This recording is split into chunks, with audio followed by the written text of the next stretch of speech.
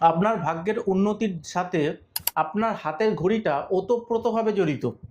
এটাকে অনেকে নেগলিজেন্স করে, নেগলেক্টেড চ্যাপ্টার হিসেবে ট্রিট করে। ঘড়ি আর এখন কে পড়ে?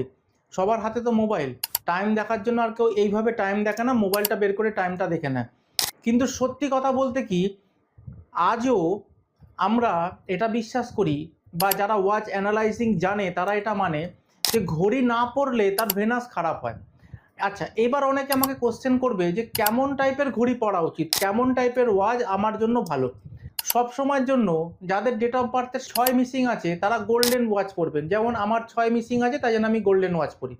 যাদের 7 মিসিং আছে তারা এই গোল্ডেন ওয়াচের মধ্যে গোল্ডেন আর সিলভার কম্বিনেশন পরবে। ঠিক আছে?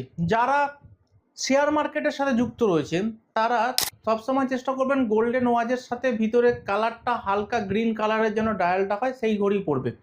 তাই ঘড়ি আপনাদেরকে আপনার উন্নতির চরম শিখরে নিয়ে যেতে পারে এবং প্রিমিয়াম ক্যাটাগরির লোকের সাথে অ্যাসোসিয়েশন বাড়াতে পারে, আপনার বন্ধ হয়ে যাওয়া ভাগ্য খুলে দিতে পারে।